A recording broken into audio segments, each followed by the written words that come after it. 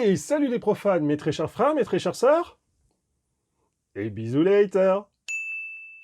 En 2015, j'ai réalisé un article pour The Square, le magazine anglais sur la franc-maçonnerie.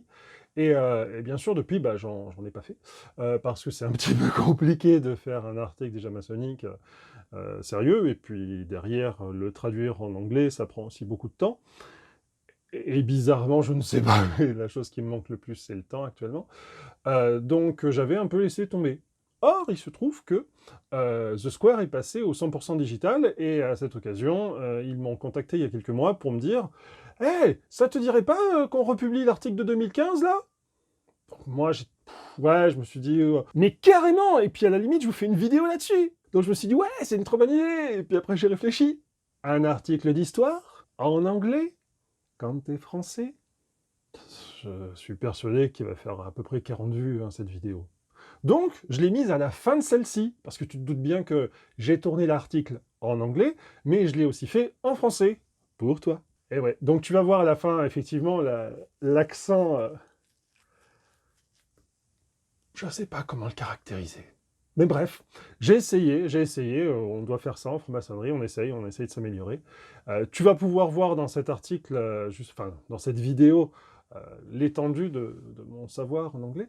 Et surtout, tu vas pouvoir apprécier le fait que j'ai bien fait de me couper les cheveux. Ouais, c'était horrible, quoi. Mais comme... Ah oui, j'ai oublié de te dire. Tu vois, ça c'est le studio. En fait, c'est un coin de la chambre. Et il se trouve que dans quelques mois, avec ma famille, on va déménager. Donc forcément, ce studio est amené à disparaître. Alors je me suis dit, tant qu'à faire, on va faire une petite vidéo comme ça, un jalon dans l'histoire de la chaîne, en faisant une partie vlog avant d'attaquer l'article. Rassure-toi, bien sûr, j'ai prévu un nouveau studio YouTube. Le souci, c'est qu'on emménage dans 1 mois et demi et il y a toujours pas de plancher à cet endroit-là. Détail. Détail, bien sûr, hein, c'est les travaux. Oh. C'est pas YouTube qui m'a payé. Actuellement, j'ai regardé et je crois que la monétisation m'a rapporté 11,30 € en un mois. Voilà. Sinon, l'URSSAF me demande 256 € du fait que je suis artiste-auteur pour le trimestre. Il va falloir que je fasse pas mal de vidéos, je pense, quand même. Bref, tout ça pour te dire que tu vas voir cette vidéo en français sur le fait de franc-maçon en prison, et tu vas pouvoir à la fin trouver la vidéo en anglais, juste pour que tu puisses te marrer. Alors, même si tu regardes qu'un début, laisse-la tourner quand même, ça fera plaisir à The Square, je les aime bien, on s'aime bien, tout le monde est content, voilà. J'ai l'impression d'être une blogueuse beauté. Enjoy Phoenix à 2 têtes. Abonne-toi.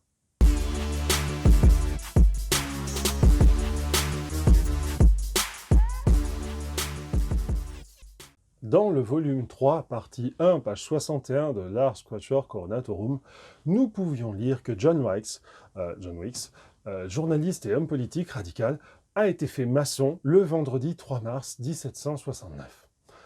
De plus, que lors de son initiation, il était en prison. Le Gentleman's Magazine, célèbre journal fondé en 1731, rapporte ce qui suit. Nos lecteurs nous excuseront de les amuser avec l'anecdote suivante.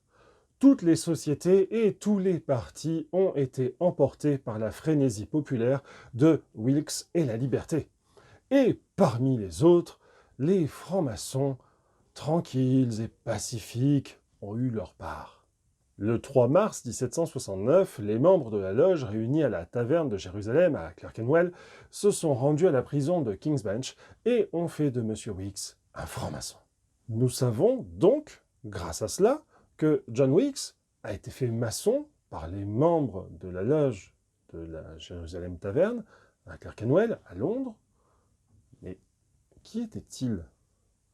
Haynes Masonic Records rapporte que la Jerusalem Taverns Lodge était une loge active depuis 1771. Étaient-ils donc des maçons irréguliers? Probablement pas, car nous savons qu'il y avait une autre loge de Jérusalem qui a été mandatée en 1731 et qui a changé 2 fois de lieu de réunion, la taverne ayant également changé. David Henry a été rédacteur en chef du Gentleman's Magazine à partir de 1754, après la mort d'Edward Cave, ou Sylvanus Urban, comme il se signait lui-même. Le magazine a, en fait, été écrit et imprimé dans la taverne de Jérusalem elle-même, à St. John's Gate. On pourrait donc nous pardonner de supposer que les sources de l'auteur devaient être exactes. En 1762, David Henry a épousé la veuve de M. Newell, anciennement maître de la taverne de Jérusalem. Il était donc également propriétaire de la taverne où la loge se réunissait. John Weeks, 17 octobre 1725, 26 décembre 1797, était le fils d'Israel Weeks, un distillateur de Malte. Il était journaliste et politicien radical. Le document accusé rapporte « C'était un homme d'une grande perspicacité, renforcé par une profonde érudition, mais il est à déplorer que son génie et ses talents aient été assombris par le scepticisme et la licence d'alcool. » Élu député d'Aylesbury en 1757, il crée en 1762 un journal hebdomadaire, The North Briton, qui s'en prend à George III et à John Stuart, troisième comte de Bute, qui est alors Premier ministre. Wilkes est en colère contre les conditions de paix qu'il juge trop généreuses accordées à la France à la fin de la guerre de 7 ans. La Grande-Bretagne avait obtenu la majeure partie de la Nouvelle-France en Amérique du Nord, la Floride espagnole, certaines îles des Caraïbes, les Antilles, la colonie du Sénégal et la supériorité sur les avant-postes commerciaux français dans le sous-continent indien. Pour Wilkes, ce n'est toujours pas suffisant. De plus, Wilkes détestait surtout son Premier ministre parce qu'il était écossais. Le nom de son journal a été choisi en réponse à The Briton, un journal pro-gouvernemental publié par Tobias Smollett, une semaine seulement après sa publication. C'était un journal anonyme, mais tout le monde savait que Wilkes en était l'auteur. Ainsi, lorsque dans le numéro 45, un nombre symbolique pour le mouvement jacobite, le North Briton a attaqué un discours royal de George III faisant l'éloge du traité de Paris. Wilkes et 48 autres personnes ont été arrêtées pour diffamation séditieuse. Quand on lit l'article, on comprend pourquoi. En tant que membre du Parlement, il était protégé par son statut et fut rapidement relâché. Cependant, le Parlement a voté que son privilège d'arrestation ne s'étendait pas à la rédaction et à la publication de libelles séditieux. Wilkes s'installe sagement à Paris et ne revient pas avant 1768. Réélu membre du Parlement, il est alors arrêté et détenu à la prison de King's Bench. Un événement qui a conduit au massacre de St. John's Field le 10 mai 1768, où une foule de 15 000 citoyens venus faire une émeute, ou soutenir Wilkes, a été pourchassée par les troupes. 7 personnes ont été tuées, dont un jeune homme, William Allen, pris pour un émeutier. Le dramaturge irlandais et partisan du gouvernement Hugh Kelly a défendu le droit du gouvernement à utiliser la force contre les partisans de Wilkes.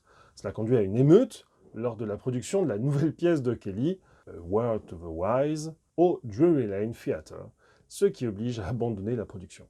Le 8 juin, Wilkes est condamné à 22 mois de prison pour blasphème et diffamation séditieuse, et est également expulsé de la Chambre des communes. Naturellement, certains de ses amis tentent de l'aider de diverses manières, notamment en le faisant entrer dans la franc-maçonnerie avec une dispense du grand maître. Je cite. Il a été initié avec d'autres personnes comme George Bellas, Lewis Francis Bourgeois, le capitaine Reed et John Churchill. Mais comment une cérémonie d'initiation a-t-elle pu se dérouler dans une prison ? Une partie de la réponse a été donnée par John Hamill à Cécile Révauger dans leur correspondance, où il dit « Denslow, dans son ouvrage « 10,000 Famous Freemasons », a raison d'affirmer que John Wilkes a été initié par des membres de la Jerusalem Lodge numéro 44. Ce qui pose problème, c'est de savoir si l'événement a eu lieu en prison ou si John Wilkes a bénéficié d'une liberté conditionnelle pour l'événement. Ce qui était possible, puisqu'il était en prison pour dette. Les rapports de presse sur son initiation indiquent qu'elle a eu lieu en prison, mais cela a été démenti par les autorités maçonniques, car la tenue d'une réunion en prison était contraire aux règles maçonniques. Le livre des procès-verbaux de la Loge de Jérusalem ne précise malheureusement pas où la réunion a eu lieu. Mais la légende est restée et certains autres journaux, comme le Lloyd's Evening Post, ont poursuivi cette histoire. Le Lloyd's Evening Post, également connu sous le nom de Lloyd's Evening Post et British Chronicle, était un journal du soir britannique publié 3 fois par semaine à Londres de 1757 à 1808. Fondé peu après le London Chronicle et de format similaire, il paraissait le lundi, le mercredi et le vendredi en alternance avec une rivalité amicale avec le London Chronicle qui paraissait le mardi, le jeudi et le samedi. Je cite: « Il est cependant approprié d'informer le public que j'ai, en présence de 2 grands officiers et en vertu d'une dispense générale datée du 2 février 1769, signée par le grand maître adjoint, fait de M. Wilkes un franc-maçon accepté. La dispense peut être vue par tout maçon à la Jerusalem Lodge, number 44, lors d'une soirée de loge.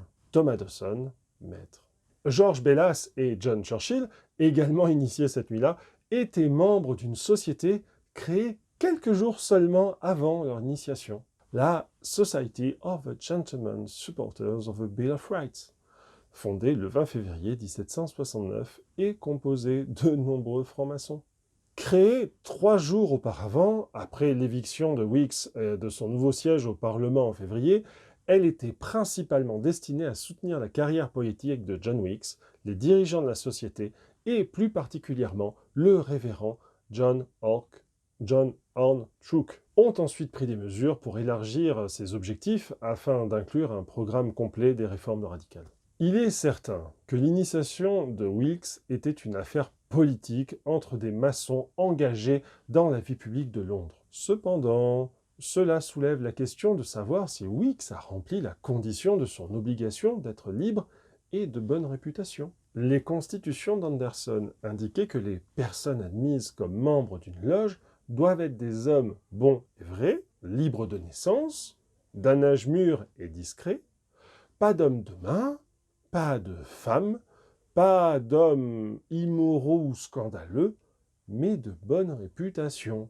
Pour ses partisans, John Wilkes était un homme de bonne réputation, bon et vrai membre de tant de clubs que personne n'en connaît la liste par cœur, libre de naissance, d'âge mûr et discret, pas un bondman, ni une femme. La seule chose qui aurait pu l'arrêter était qu'il était un homme immoral et scandaleux, mais apparemment, ça n'avait pas d'importance. Son initiation était-elle une erreur? Le Freemasons Magazine and Masonic Mirror du 27 octobre 1860 a noté: « Et ainsi, l'histoire continue à rejoindre d'autres histoires dans la franc-maçonnerie qui sont difficiles à prouver en raison de preuves contradictoires. Ou parfois, aucune preuve du tout. Le nom de John Wilkes est devenu synonyme, cependant, de dissidence politique. John Wilkes avait 32 ans lorsque son nouveau journal a commencé ses attaques contre l'establishment. 5 ans seulement après cet article paru dans le Freemasons Magazine, un jeune homme de 27 ans, John Wilkes Booth, du nom de John Wilkes, assassine Abraham Lincoln pour cause de dissidence politique. John Wilkes Booth était également réputé être un franc-maçon du 33e degré, alors que Lincoln lui-même avait demandé à rejoindre l'ordre après son mandat.